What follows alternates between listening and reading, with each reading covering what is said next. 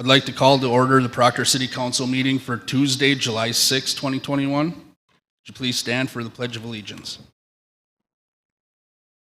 Pledge allegiance to the flag of the United States of America, to the republic for which it stands, one nation, under God, indivisible, with liberty and justice for all. Perform roll call at this time. Councillor Benson. Present. Councillor Reuter.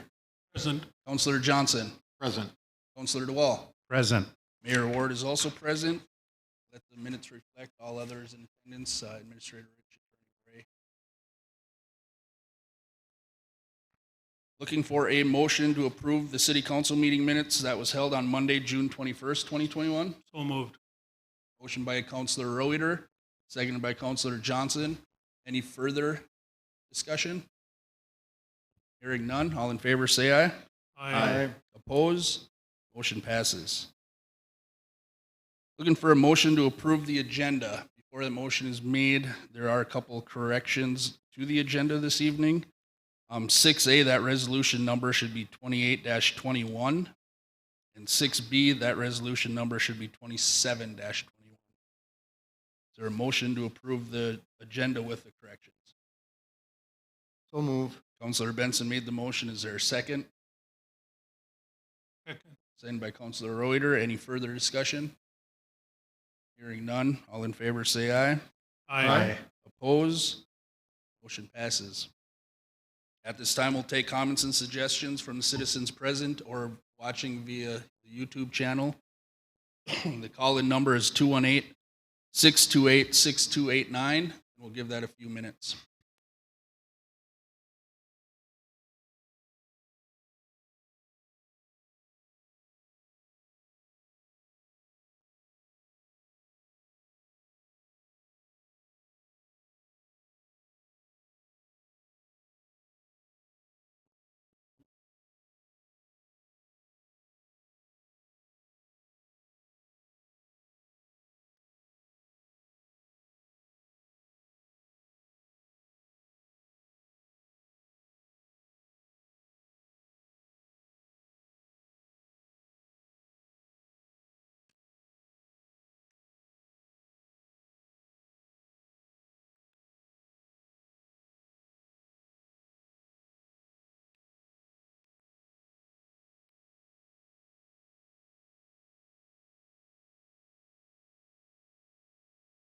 Hearing none, we'll move on.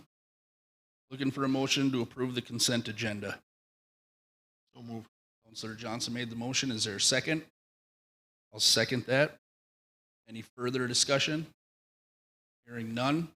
All in favor say aye. Aye. Oppose? Motion passes. Bring us to 6A under new business. Resolution 28-21, ending emergency declaration COVID reopening plan.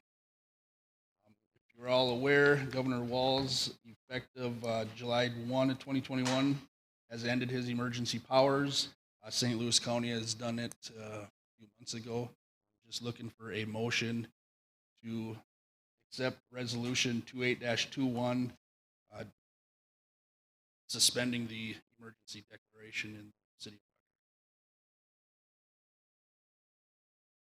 So moved. Councillor Reuter made the motion. Is there a second? Second. Seconded by Councillor DeWall. Any further discussion? Hearing none. All in favor say aye. Aye. Oppose? Motion passes. Bring us to the second part of 6A, and that's the COVID-19 reopening plan. Was there any discussion council would like to have in amending, changing, deleting any of the language in the COVID reopening plan, or if Administrator Rich had any suggestions? Now would be the time. Yep. I would say the two areas that we would want some direction is the wearing of masks at City Hall if you're not vaccinated. And then the second is reopening for rentals and community use and what that might look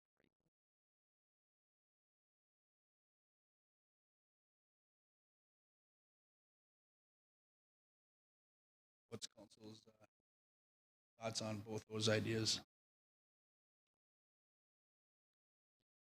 Personally, I think on the masks, if they're not vaccinated,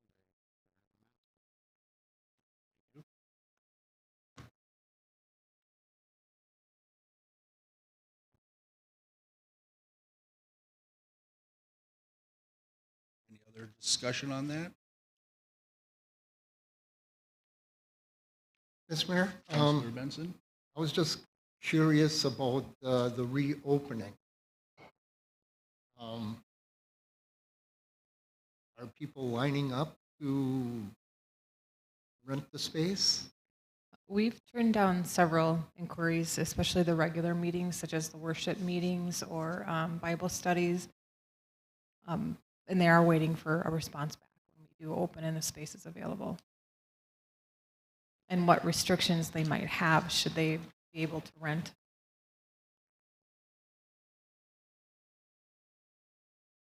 And I didn't get here in time to talk to any of the employees, but does anyone ideas on how the employees feel about reopening as far as rentals, masks, cleaning after the rentals?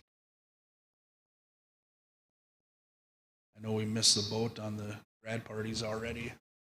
I think reopening for rentals would be a good thing. I just don't know if the cleaning procedure is in place or how employees would react if there were people in here during the day.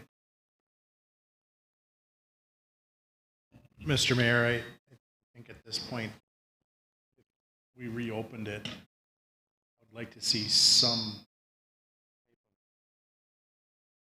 restriction on people. It's not just wide open. I don't know what that number should be. I think it doesn't have to be as severe as it was what we were using for voting and things like that. And I think we'd also need to look at, with the additional expense of having to clean it after that is done, I think we should relook at what we're charging. The school is charging for the rental too, and we have to keep our cost of doing business like it's going to cost more. So I'm okay with it as long as we identify amount of people and that there's going to be cleaning procedures, because this is assuming mainly on the weekends. Most of the staff aren't here anyway, but I want to make sure that it's clean and safe for them Monday morning. And to make sure we're covering the cost of that cleaning. I don't think we leave it up to the people renting to clean it properly. So maybe more discussion needs to be had with the community. and does that discussion have to be made with the school also? You know, because I'm assuming they're going to rent out their stuff. They must have regulations on that. What we can do is analyze the cost of the cleaning and then maybe come up with capacity recommendations somewhere between the COVID capacity restrictions and then our regular restrictions that are posted on the doorways. Do we know what the number of people this room can hold according to the fire marshal? Each side has a regulation, and I think those are the numbers are around. What's that? On that side, and I think this side is 150, which is very high. –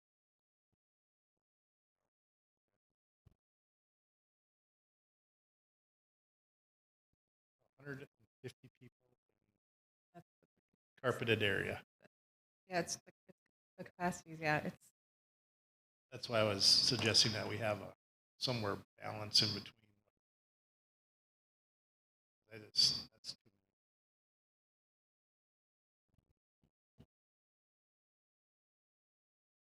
Maybe put the COVID reopening plan on the next meeting agenda after we have some more discussion regarding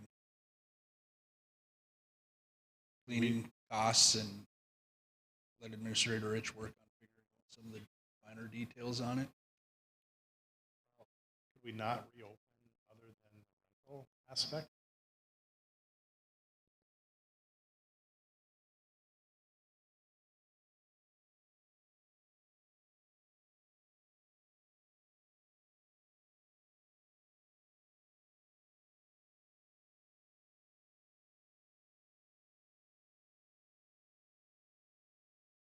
Yes. I think that's the mask and everything else, we are We're open. open.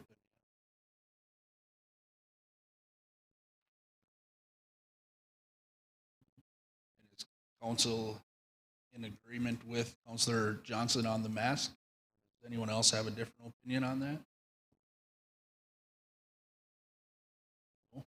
Hearing nothing? Councilor Benson? Mr. Mayor, on the numbers, when we look at, 134 for the north side, 150 for the south side, I would assume that that would be standing room, because with chairs, that reduces it down. With tables, even further, I think, probably around 125 with tables. So when we're looking at capacities, we should keep that in mind. Absolutely. Thank you. So Councilor DeWall, was your question answered? As far as, I don't think we're putting anything on hold right now. No, Okay, it was answered. thank you. Yep. I'd like to revisit the numbers and get our cost, because there's going to be additional cost to renting. Oh, I want to make yeah. sure that that's covered. Yep. So the items that were open to the public for services are what doors are going to stay open and what are going to be locked during business hours. And that was to control who was coming in entrances in order to do monitoring or see if they were wearing a mask. The other was the Proctor area food shelf, resuming their services. And right now they are allowing 2 to 3 customers in the building at a time, and the others remain outside. So that was one of in the reopening. The other one was public meetings, and that was limiting to the 15 members for public meetings. You can make some decisions on that. PAC activities and events will comply with all stay safe guidance, and rentals to the public would not be allowed until further notice. And then finally, the mask restrictions.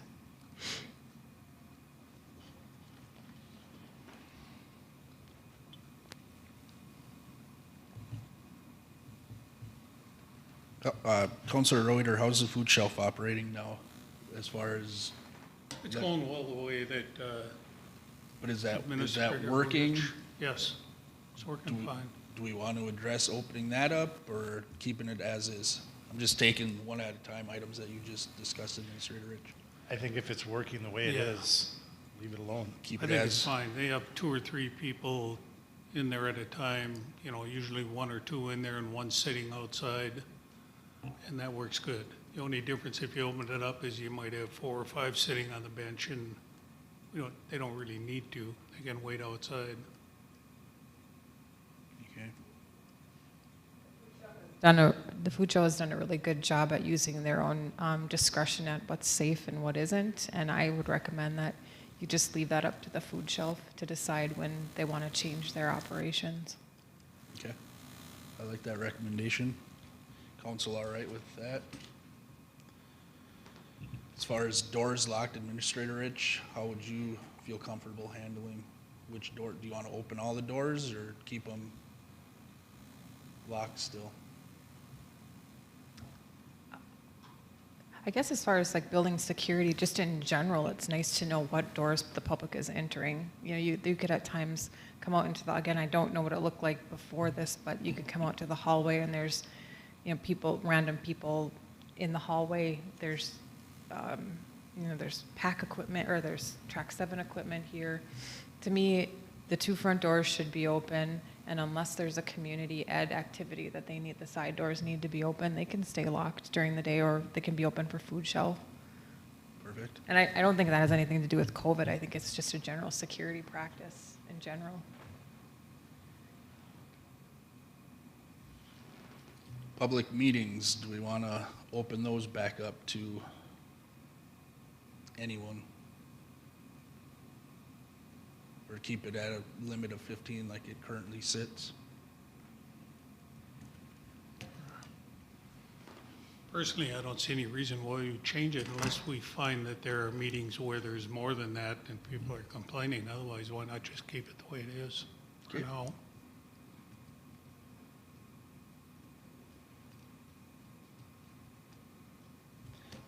In the mask, Councillor Johnson said vaccinated people no mask, non-vaccinated still wear masks. Is that kind of the consensus of the council still? Yes. Okay. So I guess at this time we'll entertain a motion to keep the mask situation as is currently. We'll bring back the rentals next meeting to address some of the questions that were asked here today. Food shelf, we'll leave the decisions up to the food shelf people. Doors locked, we'll keep just the 2 front doors unlocked currently unless there's something that the side door needs to be unlocked for. Public meetings will keep the same as they currently are. Am I missing anything? No? So I'll entertain a motion to do all those items on the COVID reopening plan. Is that Second. looking for a motion, Councillor Johnson? Oh, yeah. Okay, I'll make that motion. Councillor Johnson made a motion. Is there a second? I'll second it. Councillor Reuter seconded it. Any further discussion? Hearing none, all in favor say aye.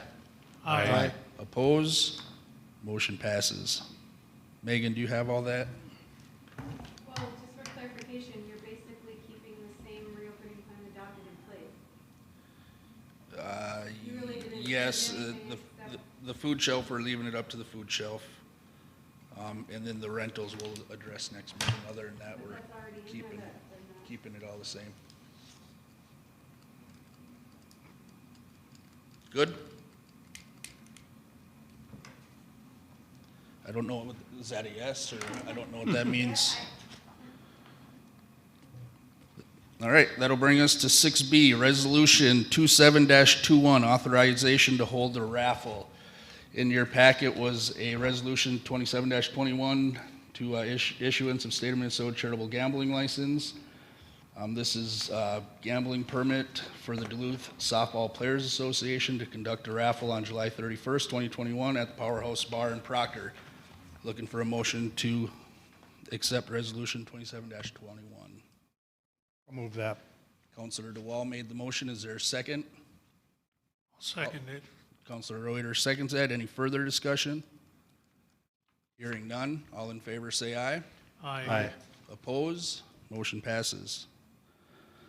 6C, first reading ordinance 02-21, definition of a structure. Planning and zoning has changed ordinance 0201, amending the definition of a structure. They struck out the language "or anything not collapsible." There was a public hearing period on this back in April, I believe. So this is just the first reading of it. It'll be second reading next meeting. Is there any discussion on this?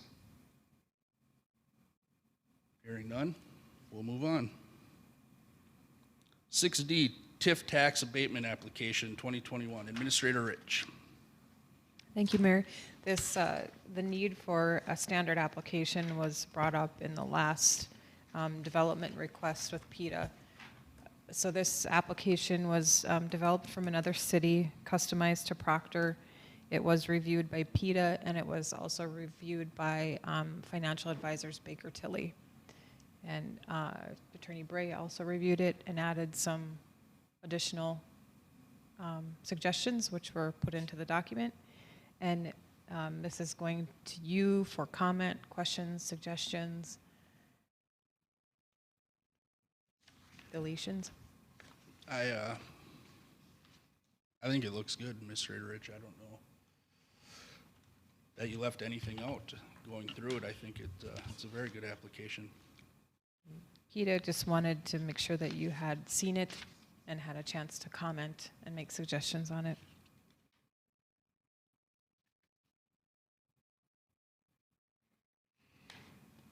Counselor Benson. Thank you, Mr. Mayor. From my part, having had experience in a number of different ways, this very simple form is long overdue. I think this is going to solve a number of problems. I think back when I was looking for TIF, and we had an individual who just said no. And we were looking at soil corrections. It cost me an additional $50,000. Certainly the property could have used it, certainly qualified. So I think this takes a lot of politics out of it, and I would certainly support it wholeheartedly. Thank you. So with that being said, we'll look for a motion to accept the TIF tax abatement application 2021. And I'll go ahead and make that motion if there's a second. Second. Sent by Counselor DeWalt. Any further discussion? Hearing none. All in favor say aye. Aye. Oppose? Motion passes. Bring us to members' concerns. Administrator Rich. Thank you, Mayor. I do have a couple items to report on. Councillor DeWall and I and Chief Gatus met with Johnson Controls discussing some additional plan of actions on the HVAC system and the security key card system will be coming to use with some recommendations in the future. For those of you who did not know, we had an illicit discharge, an oil spill on 6th Street on Friday, which was reported to us as a citizen complaint, and then between the street department and the fire department and the police department, we were able to quickly get it cleaned up, especially going into the long weekend with bad weather in the forecast, in order to protect the stormwater discharging into the stormwater system. So the staff did a really good job in coming together and taking care of that.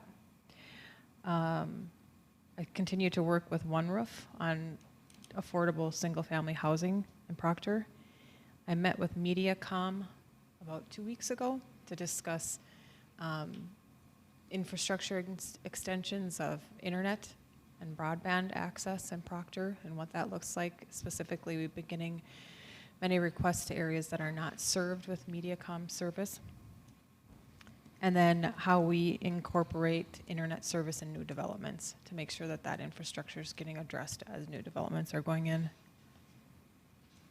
I received some bad news on the playground for everybody.